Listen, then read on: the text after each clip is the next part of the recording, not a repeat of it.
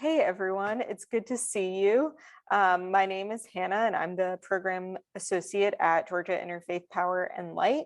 And I'm really happy to have Jerry and Thayer here with the Energy Star for Small Businesses and Congregations program. We're excited to be hosting this webinar today and then one next Wednesday as well, talking about how to use Energy Star tools and resources to increase energy and water efficiency at home. Like Jerry said, at GIPL, we do a lot of work with congregations for how to make your congregation and faith community more energy efficient, but I wanted to give you all a chance to hear a little bit about what you can do at home as well. They have a presentation to share with us, but I think because we are a small group, we can kind of do questions as we go, but we'll also have some time at the end for questions if you all have any questions about this topic. And I just want to offer a brief introduction to our two guests today. So Jerry is the National Manager for Energy Star for Businesses and Congregations. He has worked at EPA since the launch of the first voluntary pollution prevention program, Green Lights, which evolved into Energy Star. Prior to joining EPA, Jerry was the Executive Director of Rates Forecasting, Customer Service and Conservation at the Lower Colorado River Authority in Austin, where he was previously director of the City Resource Management Department. Jerry has also served as deputy director of the Arkansas Department of Energy. And Thayer is a program manager for Energy and Security Group and has supported the Energy Star Small Business and Congregations program for the past 16 years through technical support and benchmarking training. So Jerry and Thayer, thank you both so much for being with us today, and I'll turn it over to you now. Okay, let me see if I can share my screen.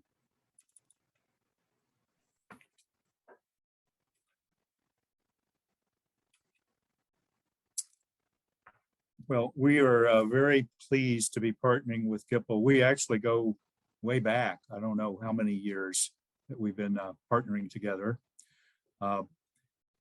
Big picture, EPA has a mission that is very consistent with many faith traditions, that is protecting human health and human life. And for us, the ecosystems and natural resources that sustain life. And over, 25 years almost, we've learned that congregations, like most commercial buildings, are losing or wasting inadvertently about 30% of the energy they pay for. And what we've developed over the years are some strategic approaches, starting with no-cost actions that often can save about 10% on an energy bill. And then we look at ideas for leveraging the no-cost savings into low-cost actions, like a programmable thermostat or lighting controls. And then you get to a point of where it's cost effective to look at return on investment for perhaps new heating, air conditioning, or a complete lighting upgrade, or solar.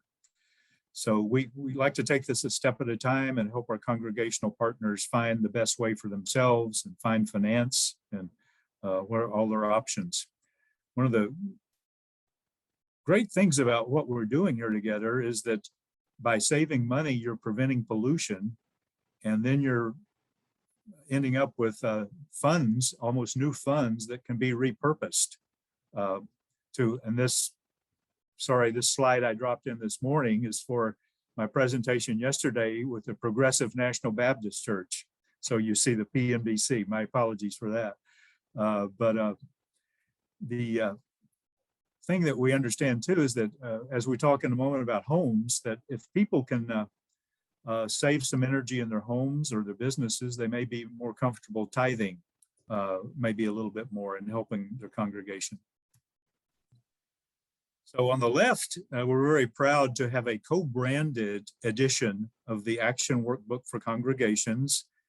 We worked with Hannah and Thayer did the work with a special GIPL cover. And on the inside, there's more information unique to Georgia Interfaith Power and Light. We're also proud up here in the right corner, Interfaith Power and Light nationally has co-branded with us. And I've been working with them since the mid-1990s. So we have a really wonderful relationship with many states and national Georgia goes back as far as any state, as far as I can recall. The action workbook will be, I think, a free download at the GIPL webpage. In it, you'll find about 90 pages of worksheets and checklists about finance, how to work with contractors, different types of equipment, and then, of course, what we call sure savers, starting with no cost, low cost, and graduating into investments. So to move on to talk about homes, we have an entire section of ENERGY STAR for homes. We have a new homes section, and this is for existing homes. We also have our commercial, industrial, and products, and I'll show you a little of that.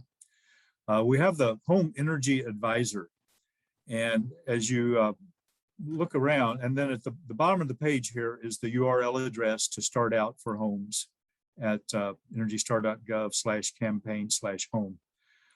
There's a lot here, and I would invite you just to look around. There's so much here, you could get lost if you try to really jump in the middle of it. We do have a get started button, but you might want to look at some of these individual things you can do. We talk about adding insulation, or there's certain ENERGY STAR products. You know, if you're buying any kind of electronic products for your home, there's most likely an ENERGY STAR version that typically saves 15% or more over non-ENERGY STAR. And I'll show you some products overview later. There are ways to assess your home's current efficiency and to track improvements. Things as simple as changing HVAC filters, especially during cooling season in Atlanta, maybe once a month. Or some of us have washable filters, or even new filters are really pretty inexpensive. And it's one of the best things you can do. It not only keeps your air purified, but it makes it easier on your system to work if it has a clean filter, and helps your system last years longer. I'll talk to you on the bottom left here about the home energy yardstick. It's one of the ways you can assess your current efficiency and track it. We have advice for caulking and weather stripping, other products. So here's another screenshot from the home page for homes. You can create an energy profile for your home, and you can track it, keep notes. There's guidance on setting it up and keeping all your information in one place. You can have your own file on your home. Ultimately, you can get recommendations from Home Energy Advisor based on how your home is doing, how it's rated, and it's all really driven by your own data. You can track your list of improvements, things you've done, things you plan to do. Keep an eye on your profile and keep things updated. Let's see.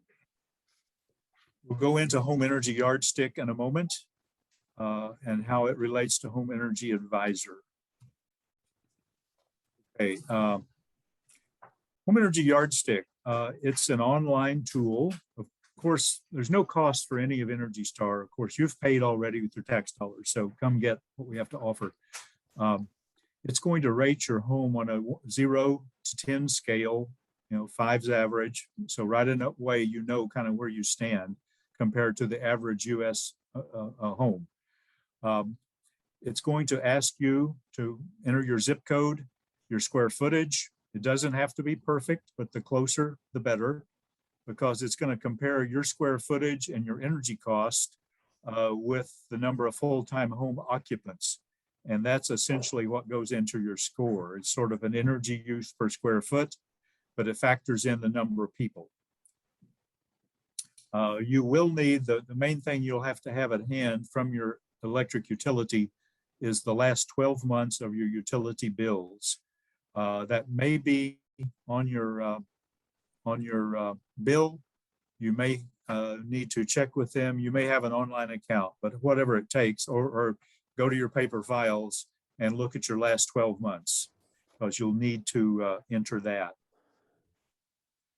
And this is a sample of what the home energy yardstick report will look like once you get it. It's literally, there's an image of a yardstick. Here's someone that's scored a 6.7 on the 10-point scale. So they're in good shape and moving along. You have a dashboard. It's going to remind you of your square footage. It's conceivable someday you might expand and you'd want to show that. And it just really kind of shows you where you rate. Now, there's another option. The heavy duty tool that your church would use is Portfolio Manager. And it's also free and online. It's secure. We've never been hacked. It's sort of like, it's such boring information. Who would want this, right? So EPA people do not get to see your information unless if you have a problem, if the decimal point in the wrong place, or your score looks strange. If you want to grant Thayer temporary access or share your screen, we can go through it with you and figure out what's going on. To get started, and both Home Energy Yardstick and Portfolio Manager are wonderful tools. Home Energy Yardstick is a little simpler to use. On the other hand, Portfolio Manager is going to give you more rigorous analysis and data. You can go to the data collection worksheet, and I usually have the URL here, but if you go to energystar.gov in the search engine on the upper right, you can just type in data collection worksheet, and it will take you to a page that looks like this, and it will ask you for your property type, and you will go down a scroll down menu and choose single family home. Same screen, scroll down, it will look like this. It's going to show you that every time any type of property benchmarks in Portfolio Manager, you'll need the name, address, your gross square footage. It'll ask you if you irrigate or not, and it's no, unless you do. The year built, occupancy, and you can see we're talking about other types of properties here with numbers of buildings. You've got one, but the 12 months of data. For the single family home, again, the gross floor area, number of people, number of bedrooms. It allows you to download this checklist in either as a Word document or a PDF. So Portfolio Manager is going to, for example, do something very interesting and valuable, weather normalization. Based on your zip code and based on the electric utility serving your zip code, it's going to factor out weather so that the score you're seeing reflects just the efficiency of your home, not the intensity of weather that's happening. What it does, it compares your 12 months of energy data, or your 12 months to the same 12 months against 30 years of US Weather Service data for your zip code. So it's a zip code to zip code comparison for where your home is. And it's going to look at any weather anomalies, whether that the degree days for heating or cooling are above normal for your zip code. And it's going to factor those out of the calculation so that you're really finding the efficiency of your building. The other thing it's going to do using your zip code, again, looking at your utility, but going to the emissions factors that your utility reports to EPA by law, it's going to multiply your kilowatt hours by the emissions factor of the utility. You don't have to do anything. This goes on in the background in Portfolio Manager, and it will give you a greenhouse gas emissions number for your home. For Portfolio Manager, we offer all kinds of support. Here at the bottom is our training page. We have a wealth, slides you can download, live presentations like this you can sign up for, or you can find recorded presentations that you don't have to register for. There are some really, I like our fact sheets. We have 2 to 6 page fact sheets as PDFs you can download that are very helpful, especially for, there's one on benchmarking that's really great. And it just says 1, 2, 3, 4, here's what you do. Then you have Thayer and me. You will end this with my email address. And I'm very happy for you to email me anytime. And if you want to just pose a question, Thayer and I will jump on it. So we're there to support all of our GIPL partners. You can also, in Portfolio Manager, track your water use. That's up to you. It's not required. Energy is required, but water is an option. You could also track recycling. It's more likely your house of worship would be tracking recycling, but if you are interested, you could do that too. But it's, you know, maybe a chore. Well, I've already sort of explained some of this. We do have the live webinars. Recorded webinars are there at your convenience 24/7. We have a series of YouTube videos, the guides, fact sheets, FAQs, reference documents. And let's see, this is a live. When you get these slides, you'll see here that this is a live link to the data collection worksheet. So that's help you find it more quickly. You also can send questions. Let's see, this doesn't seem, yeah, this is live. The help, let me see, the help desk. Well, training is showing live, some reason the help desk, but this is the URL, energystar.gov/building help. If you had a particularly technical question, say about something about your HVAC system, Thayer and I might answer it, or we might refer it to the help desk. They usually turn around or answer in about 2 hours. They're very good and they're highly rated by users. So I did want to take that aside to show you Portfolio Manager, but I do want to get back to the strictly the homes aspect. We have information. One of the most important things to do is sealing and insulating so that the air you're paying to heat or cool is not exchanged. It's not lost to the outside air. We're also mindful of indoor air quality. So that is something, you know, that we have information on. But you want essentially a good tight home so that if you're ventilating for fresh air, you're doing that purposely, intentionally, and you know you're doing it rather than accidentally by air infiltration. So that's sort of the difference. You're getting fresh air on purpose. Heating and cooling, we recommend having really an annual contract so that you don't forget to have your HVAC system serviced once a year. You want the calibration to be accurate for the thermostat. That's not something you or I can do. I just had to put some new, we used to call it Freon, now it's R22, which is more of a climate safe coolant than Freon. I just had to add about 5 pounds of R22 to my system, and it cost. It's about $100 a pound. But my system, and if this ever happens to you, here's a quick lesson learned. This happened to me many years ago, and then more recently, I found water dripping inside the house under my system. And it was not a plumbing leak or anything like that. It was the system freezing up because it had inadequate coolant in it. So it was freezing up, then thawing. And thawing, it was dripping on the floor, and it looks like you got a plumbing leak. So I did have, I had a plumber in first because I'd forgotten what happened 10, 12 years ago. Then we decided, no, it's the HVAC system. So then I had the HVAC service call, and they took care of it. So all is well. We do have affiliated service and product providers, but you've probably got your own HVAC contractor. But we do strongly recommend get them in once a year.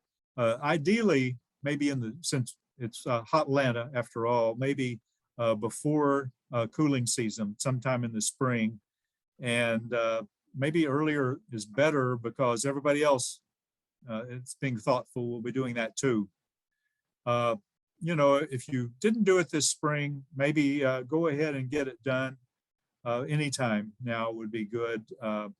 I know you're still going to be cooling for a while, and inevitably the time that a system breaks down is going to be on that hottest day. So if you didn't get a spring checkup, maybe it's a good time now. Let's see. Of course, a big user in your home are your appliances, clothes washers, dishwashers, refrigerators, dehumidifiers. We'll go to the products page in a moment. Audio, video.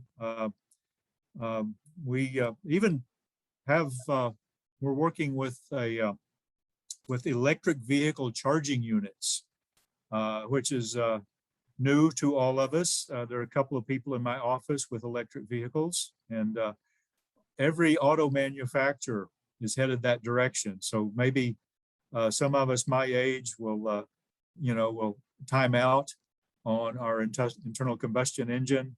Ideally, though, maybe move to sort of a mixed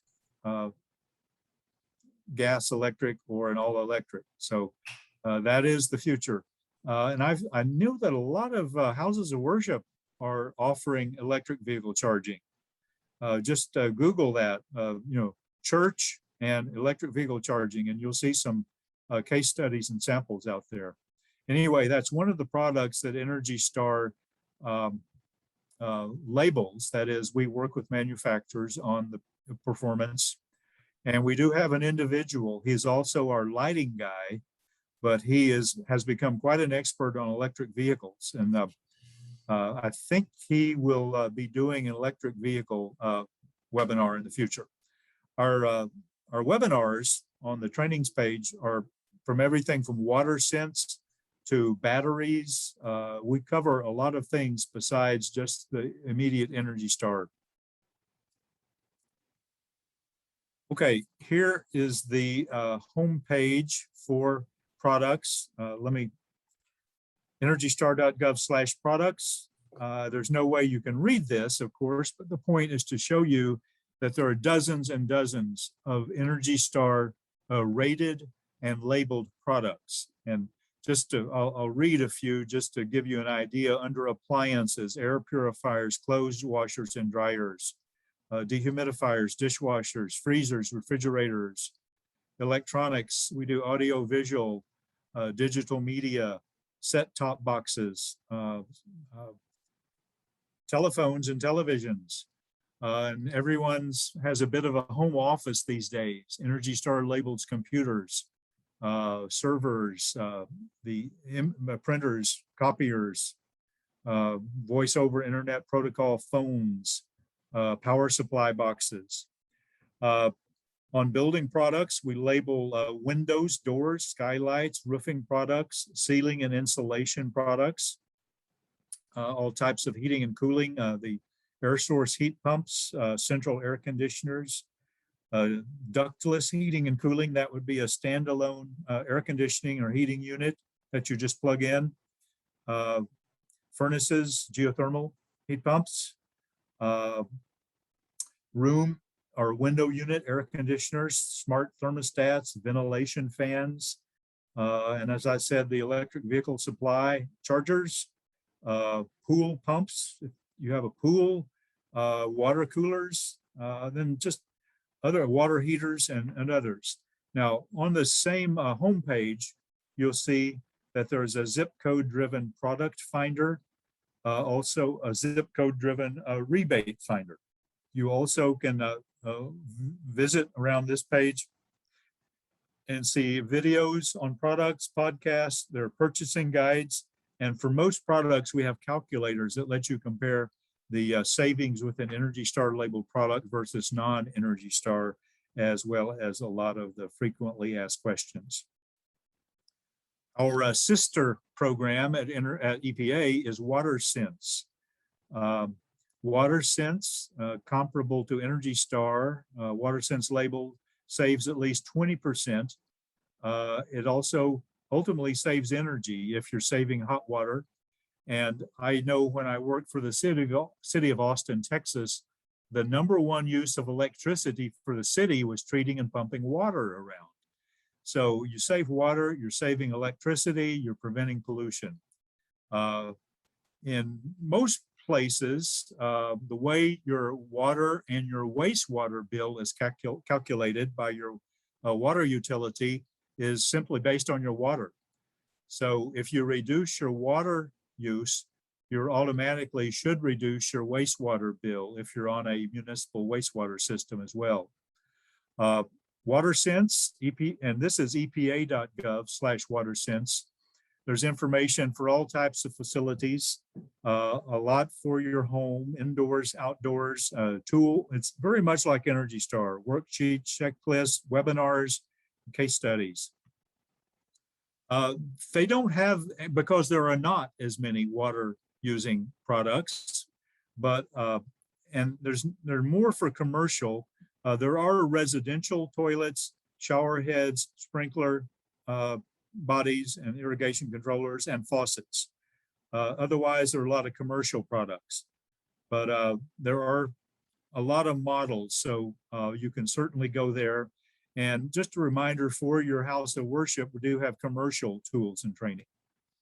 So there's also a screen at WaterSense just to give you an overview of the entire program.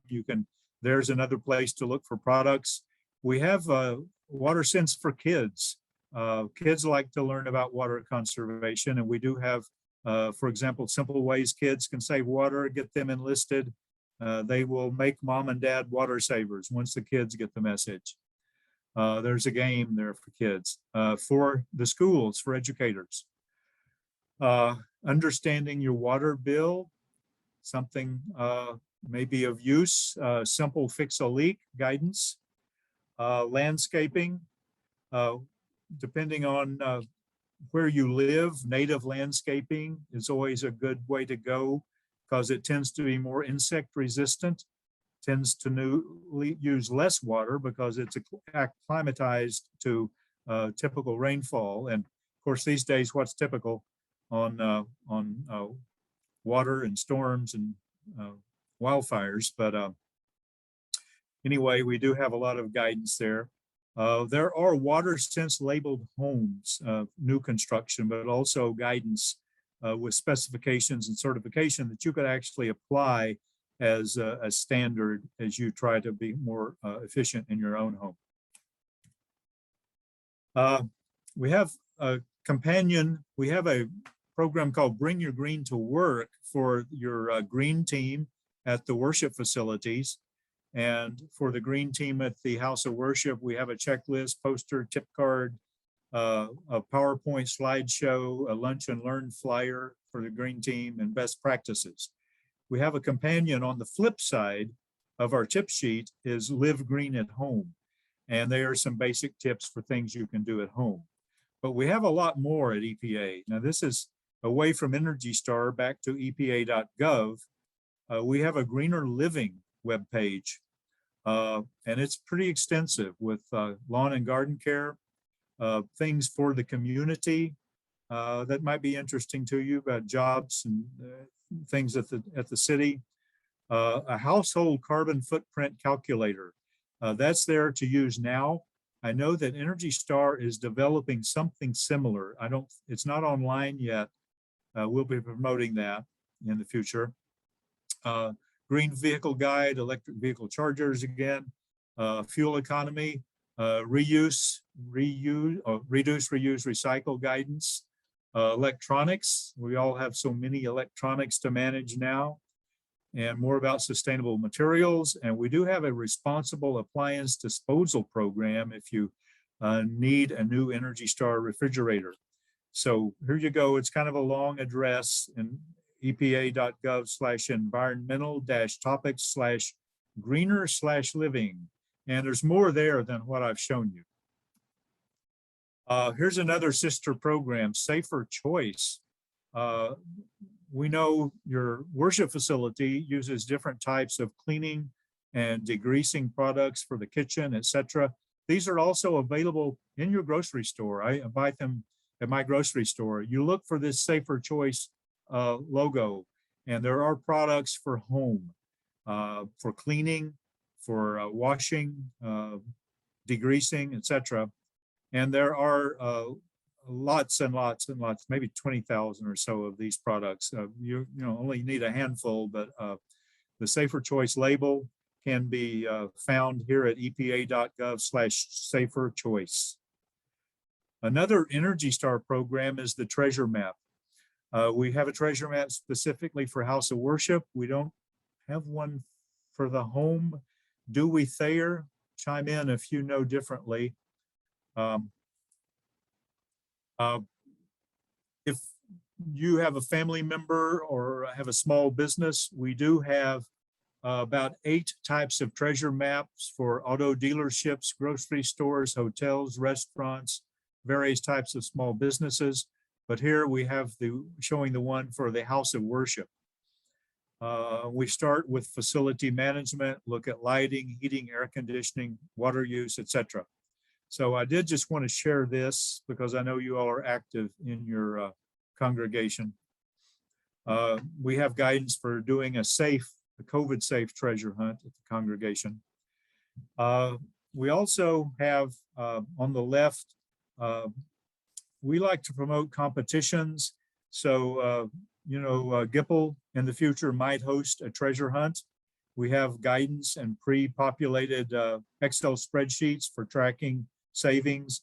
Thayer and I worked for 6 months straight, 90-minute work sessions every month with the Detroit 2030 district, American Institute of Architects. They had 6 inner city churches that we worked with, and we had one work session 1 month on lighting, next on heating, air conditioning. The local people, in fact, Michigan Interfaith Power and Light was a part of it with us. And Michigan Interfaith Power and Light and Detroit 2030 brought in local heating, air conditioning, and lighting contractors who committed at no cost to help the churches get started. So that's maybe something we could talk about. We'll be doing, I think, a success story in a report on Detroit 2030, and it could be something you'd want to consider in Georgia. We have, again, probably for your church, unless your family needs a reminder, we have these downloadable posters on different things to do around the house of worship. And we think recognition is important. We do like to recognize all our ENERGY STAR partners. Again, you're on your green team. Portfolio manager benchmarking is the way that you would move a score up to 75 or higher to be ENERGY STAR certified. And we like to celebrate these things, and we like to celebrate progress. If your house of worship starts off scoring a 10 or 15 or 20, as you make progress in portfolio manager, maybe we should send a letter to your clergy and your green team. Let us know. Maybe GIPL wants to recognize success. I want to share this for all of us. We're just reading today about new variants that unfortunately maybe have other worries for us, different from the Delta variant. There's a Mu variant and others that are being identified globally. And we're such a global economy with travel that I think they've found the Mu, M-U, it's the 12th Greek letter of the alphabet. That's how they're naming them. They're now saying it's in every US state. So it's something for us to be concerned with. We do have a coronavirus website for you. The disinfectant products are there. There's probably an overlap, I imagine, with Safer Choice. If your house of worship has been closed or aspects of it underutilized, maybe a wing with perhaps a restroom not being utilized for some amount of time, we do have guidance on water quality and minimizing stagnation. Again, disaster and hurricane information is something we keep up with. And we, of course, link to our sister agency, FEMA, the Federal Emergency Management Agency. And then also for the house of worship, the real estate management group has a good checklist for reopening different types of buildings. So beyond the house of worship, if you're involved with a business or a library or a school or other guidance is available. So that's an overview. Be happy to answer questions, and really with a group this size, we can truly chat. We can go off mute, and we're happy to answer questions. I'll leave this up just a minute so you can see my email address. But you will have access to the slides. So I'm gonna go ahead and stop sharing now so that we can see faces. And there's Art has joined us. If anyone wants to go off mute, I don't know, Hannah, did people send any chat questions that you want to cover? I don't see any questions in the chat. So if folks want to come off of mute, if you have any questions, yeah, Annie. Okay, Annie, hi. Well, Jerry, first I want to say thank you for your work. And I retired from EPA 3 years ago in region. Oh, you in Atlanta, huh? Yes. But we have an older home. It's about 60 years old and our windows are quite drafty. I had read that it's not really cost effective to totally replace your windows. So one of the things that we've started doing in some of the draftier rooms is buying window inserts. Ours specifically are ones made by a company called Endo Windows. Are you familiar with those, or do you have? In general, you know, there are different things you can do, and I think probably some guidance at our Energy Star Homes page. But you're right, old double hung window and new windows are so expensive. You just don't want to get into that unless you have to, or it's new construction. But there's amazing, you know, amazing choices in new windows. But the old double hung,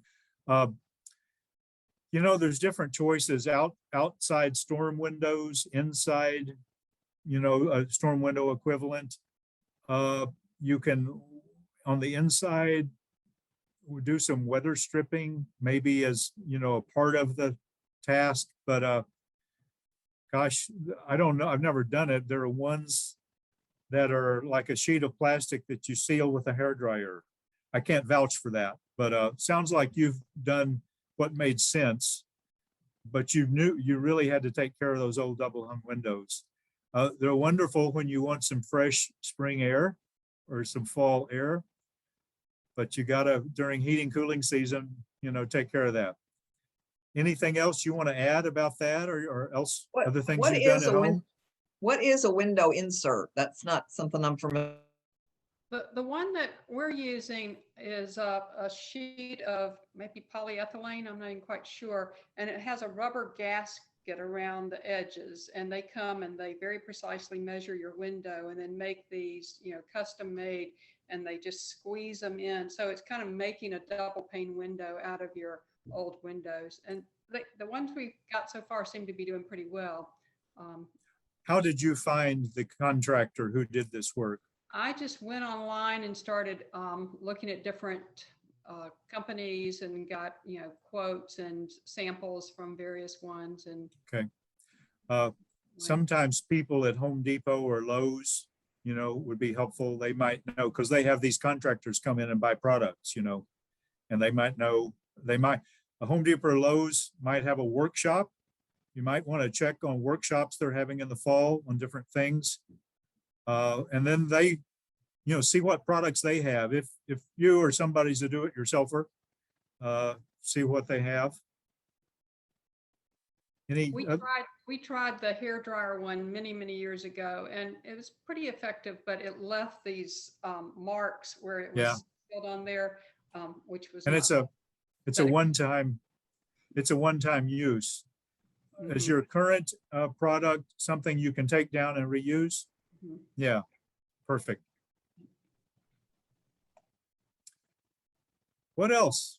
What else have Art or Mary Lou, what have you done at home or want to do?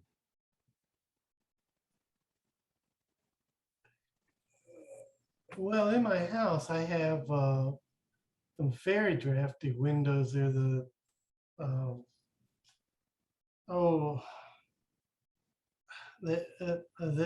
crank out. Oh, jealousy? Are they a verdict? Oh gosh. Right. Yeah. Those are. My house was built in the early '60s, mid '60s. Yeah. And, it seemed like a good idea at the time. Right. Yeah. Yeah. But I have put, or the person who owned the house before me put on the interior, put sheets of plexiglass that would magnetically hook Okay. to the frame inside. Does that work pretty good? Well, they don't, unless I take that down, I can't open the window. That's a Yeah. problem. I gotcha. And it's hard to say whether they work well or not. I mean, there's no,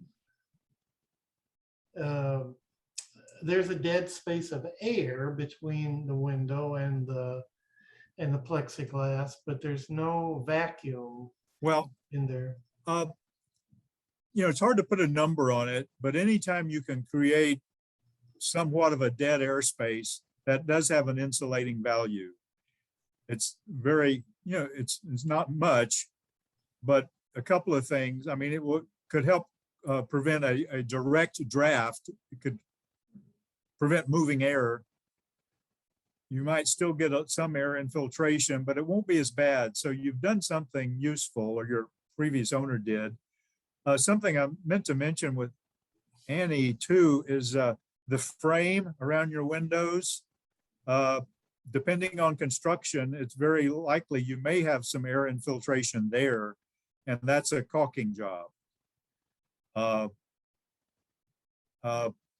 Probably technically best to do the caulking inside, because even if you caulk outside, you've still got airspace between your outer surface, of your even brick or whatever is outside, or wooden siding. There's airspace. So if your window's sealed on the outside, you could still have some infiltration. There's just a lot going on, inside the wall. So ideally, and of course now today, there's all kinds of good latex caulk that is white or clear. Probably if you need a darker color, I think there's a lot of choices now. But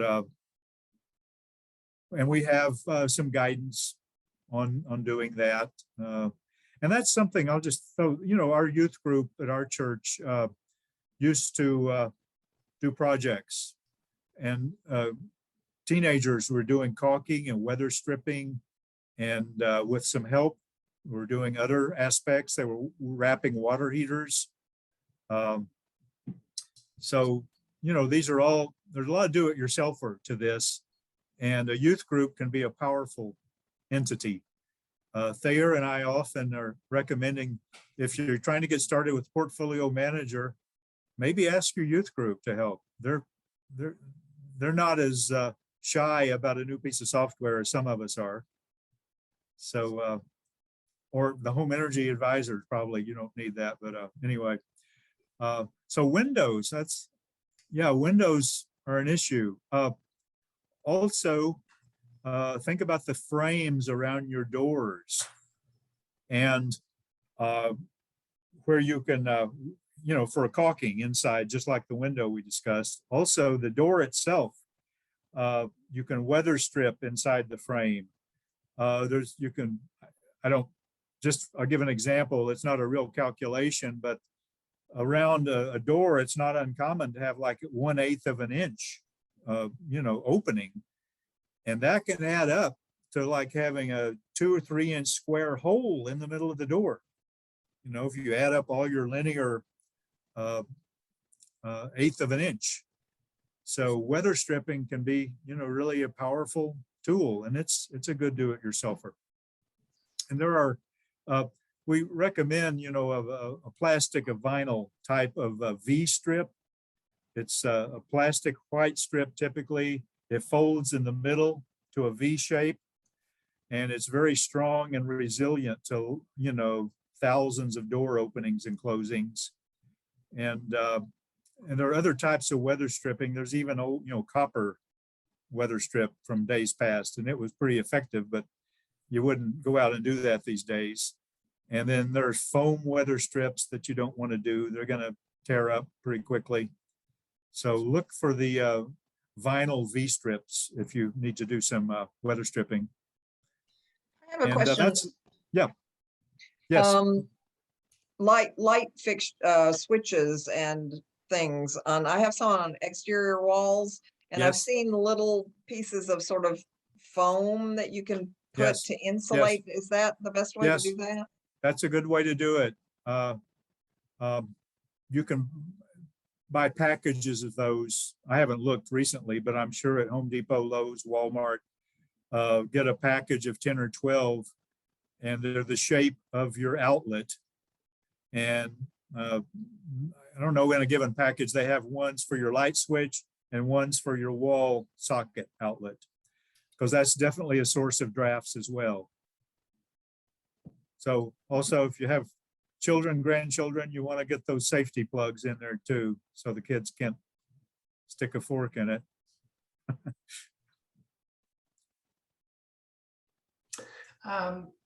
Without tearing up my exterior walls, how do I know what sort of insulation I have behind the walls? Well, a couple of suggestions. You might probably not what you want. There are companies, insulation companies might have some ideas. You might get insist on a free inspection. They'll do that, hoping you're gonna do something. Wall insulation is not comparable to a window in terms of cost versus benefit, but it's your attic insulation that's most important. Your wall insulation is probably what was in there when the house was built. What you said in the early 60s. Right. Mhm. There may be, and there in Georgia, I wouldn't expect there to be much at all. A good insulation company might actually have a camera on a cable that they could suspend and look around. They get up in the attic. If they could go down, from the attic into the open cavity at the top of the wall. They also, I'm talking about a TV camera, with a long corded cable. They might be able to look and see what's in your wall. Mhm. They might also safely take out, a wall switch or an outlet to expose what's behind it and look. So, Thayer has just posted Energy Star do-it-yourself insulation inspection tips. Thank you, Thayer. So, but you might, if you can put up with a bit of a sales pitch, get a free inspection and see what they would tell you. A fix for that may be some blown insulation from the top. There's typically a cavity inside the attic where at the top of the wall is typically open. Now, there may have been insulation put over it, which is good, but there may be an opening that goes down the length of the wall. And if you got nothing in there, they can possibly blow some insulation in from inside your attic. Again, I would emphasize, see what the R value is in your attic. And that's maybe even a more important reason to have an insulation company come in and see what's going on with your overall insulation. They might have other services to consider. We always say, if you're getting down, maybe get more than one free inspection, because if you're going to have anything done, you want to get 3 competing bids.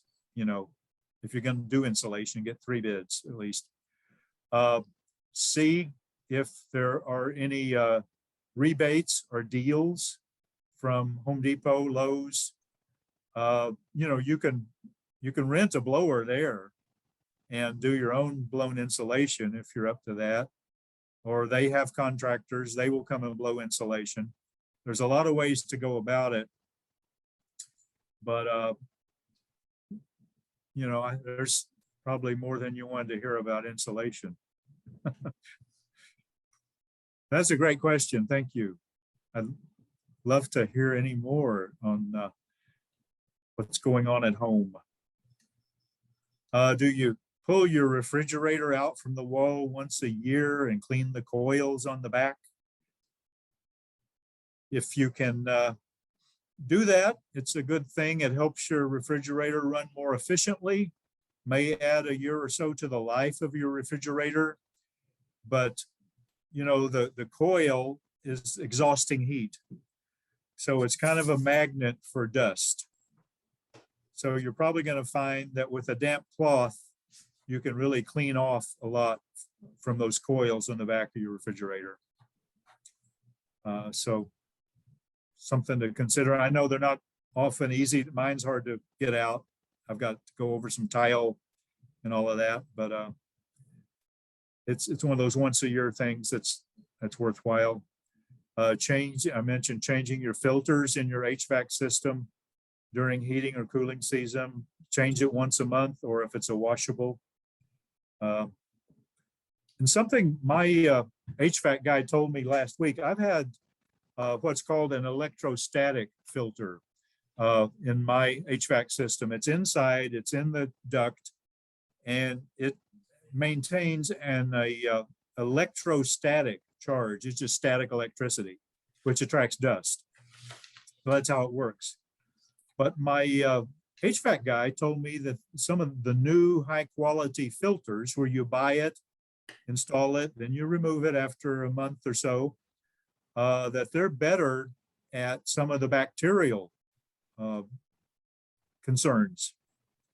So I'm going to go look at some of the higher quality removable filters and see what they might do. I've been perfectly happy with my filter, and it's nice to not buy new ones, but I'm going to see what's available. I just have the one filter for my home, so might ought to look at that. Thayer, anything you think of that we might want to throw out there? I think you mentioned the big ones. I mean, when we look at home energy use, or frankly, any commercial building energy use, it's really surprising, but not necessarily. Heating and cooling is the biggest draw. And so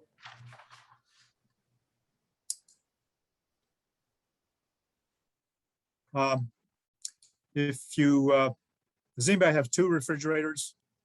Sometimes that Art's a guy. you know, I have two refrigerators. It's important, and this is a good thing. It's important to keep your refrigerators as full as reasonable, because once they chill, they hold the cold. If you have a refrigerator, and this is a true story. I went to a church in Washington. They had two refrigerators off the kitchen, and one of them had some stuff in it. One of them had one can of peaches. They were using a whole refrigerator for one can of peaches. So my technical recommendation was for somebody to eat the peaches and clean the refrigerator and lock it, do something with it. Don't run too, but sometimes it makes sense to have a second, depending, family, entertainment, whatever. But even if it's maybe some big old jugs of water, but having a sort of an empty or half full refrigerator is going to be a little less efficient than a full refrigerator once it cools. So that was especially for Art. What else? We got a few minutes. Washing, when you do clothes, we always do a relatively full load instead of just, 2 or 3 washcloths and a towel. If you can, everybody has their requirements, but a relatively full load, and same in your dryer. And these days you can do all kinds of settings. I had to replace a washer in January and got an ENERGY STAR model, and it has so many settings on it, for light, several settings. And I found that there's a lot I can do with my settings to save. So I think yes, Annie. clothes dryer can be a big use of energy, and Yes, my son graciously helped me install a clothesline that we use for our linens and towels and sheets. And we, we can now get daily usage reports from Georgia Power, and you can see a difference just Yeah. from that one load of linens, And, that's wonderful. You have a solar clothes dryer. yes, exactly. I remember growing up, the smell of fresh sheets and pillowcases off of Mary Lou. Do you have a line? I do have a line and I love to hang out the sheets. Yeah, My favorite thing to do. that's amazing. Clothes dryer, clean your lint filter after every use. If you don't have one at Home Depot or Lowe's, you can get one of those long brushes to clean inside the duct. That ought to be done, every couple of months or 3, because lint, even though you've got a filter, there's going to be some fine lint build up there. And that could be a fire hazard if you don't keep up with that. Hannah, what about your home? Anything going on there that you've done or need to do? Yeah, well, I live in an apartment, so that kind of prohibits a little bit what Right. I'm able to do. But I really like this idea of hang drying clothes. I think that's something that I could start to do more. I have a drying rack, so I try to dry as much Excellent. there as I can. Excellent. Yeah. But So- what you're saying before about the heating and cooling being kind of the biggest one. Last Right. month, our energy bill was quite high from running air conditioning. Yeah. So trying So to you- lower that, use windows more and things like that. So you pay your utility bill directly. It's not part of your rent. Yeah, that's true. Yeah. Yeah. Okay. Well, that's good, because it can be when the incentive is not with you, then the landlord doesn't care because you're paying. So, Right. so we do at energystar.gov, if you use the search engine for tenants, we do have some tools and guidance for tenants. Oh, that's great. Yeah, thank you. I'll definitely check that out. I know that we're almost at 1 o'clock right now, but I just want to say thank you both so much. And do you want to just say a few words about the workshop next week? It would be great to see you all. Part 2 of the series will be next Wednesday from 12 to 1. And I don't know if you all want to say a little bit about what that workshop will be. Sure, it's going to be walking you through how to actually use Portfolio Manager to benchmark your home. So to benchmark your energy use. Yeah, thank you. I think that'll be super helpful, and that can also help you figure out how to do this for your congregation as well. That's Right. another thing that you can do with portfolio managers, track the bills and energy usage with your congregation. If you've gotten an energy audit with us, your congregation is already in Energy Star Portfolio Manager, so you can learn how to use this to continue tracking energy usage for your congregation. So it will be a great workshop, and looking forward to learning more next week. Excellent. How will, Jerry, you'd mentioned that we would have access to the recording after. Where will that be located? I will send you an email with the recording and a copy of the slide presentation from today. Okay. Great. Because you have my email because I registered, is that right? Yes, that's correct. Okay, Yeah. great. Well, thank you all for joining us. You had some great comments and questions. Thayer and I love doing this. It's what we do. It's fun. We love it. We believe in it. And partnering with Georgia Interfaith Power and Light is just so important to us. So we thank you, Hannah, for the opportunity.